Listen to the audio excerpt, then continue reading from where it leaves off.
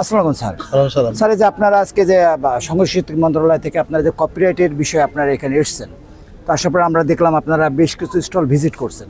এই ভিজিট করার পরে আসলে আপনারা কি ধরনের অসঙ্গতি দেখেছেন এবং এই অসঙ্গতিগুলোকে কিভাবে রোধ করা যায় বলে আপনি মনে করেন? বাংলাদেশ কর্পোরেট অফিস সংস্কৃতি বিষয়ক মন্ত্রণালয়ের একটা অফিস। জি স্যার। এটা প্রতিবারের মতো এবারও আমরা কর্পোরেট টাস্কফোর্সের আওতায় আমরা এখানে মেলাতে অভিযানে আসছি জি স্যার। এবং এসে আমাদের এখন পর্যন্ত আমরা প্রায় 8-10টা স্টল দেখে ফেলেছি, ছোট বড় মিলায়। তাতে দেখা যাচ্ছে যে কর্পোরেটের বিষয়ে তাদের মানে অজ্ঞতাই বেশি, তারা জানে না। 2-1টা বই আছে তাদের কপিরাইট হয়েছে। কপিরাইটে যে প্রকাশকদের বা লেখকদের একটা মানে সত্য স্বীকার করার ব্যাপার এবং সেটা যে তাদের জন্যই প্রয়োজনীয়, এই জিনিসটা তারা অবহিত না। তা আমরা যেসব দোকানে গিয়েছি তাদেরকে আমাদের প্রচারপত্র যেগুলো আছে সেগুলো দিয়েছি এবং আমরা বলেছি যে কপিরাইট করে নেওয়াটা তাদের দায়িত্ব। ইভেন কোনো কোনো দোকান আমরা দেখেছি, যেমন জ্ঞানকোষ প্রকাশনী, একটা প্রকাশনী, এখানে দেখেছি কিছু বই আছে যেগুলো অনুবাদিত কিন্তু মূল প্রকাশকের কোনো অনুদান গ্রহণ করা হয়নি। এই বিষয়ে তাদের সঙ্গে টেলিফোনে যোগাযোগ করা হয়েছে।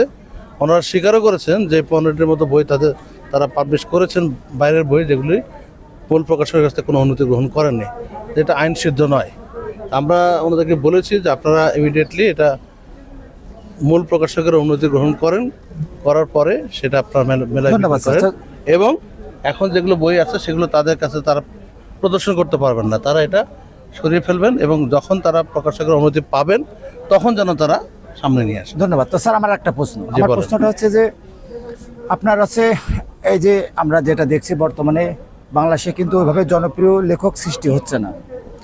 এর বিভিন্ন কারণ আছে, তো তার ভিতর অর্থনৈতিক একটা বিষয় থাকে, যেহেতু তারা এখান থেকে তেমন সম্মানই পায় না বা তেমন কিছু আসলে আর্ন করার সুযোগও কম, যেহেতু কপিরাইটের ব্যাপারগুলো আপনারা কাজ করছেন। তো এখানে আপনি যেটা বললেন, আপনি বললেন যে আসলে এটা তাদের জানা নেই, তাদের অজ্ঞতা। তো এই যে বইমেলা প্রতি বছর হয়, এখানে প্রতি বছর অনেক প্রকাশনী আসে, আর তারা এখানে বই পাবলিশ করে, তো তারা কপিরাইটের ব্যাপারটা তারা জানে না। এই যে ব্যর্থতা, এটা কি এই ব্যর্থতাটা কি আসলে প্রকাশকদের নাকি সংস্কৃতি মন্ত্রণালয়ের? কাকে আপনি বলবেন যে ব্যর্থতাটা কাদের আসলে? ব্যর্থতা হলে সম্মিলিত, এটা একক কোনো আচ্ছা। বিষয় নেই। আপনারও ব্যর্থতা থাকবে, আমারও ব্যর্থতা থাকবে, দুই পক্ষে ব্যর্থ হলে এটা হয়। ক্লিয়ার? ক্লাস। তো এখানে আসলে আপনারা আজকে এসেছেন লিফলেট বিতরণ করতে।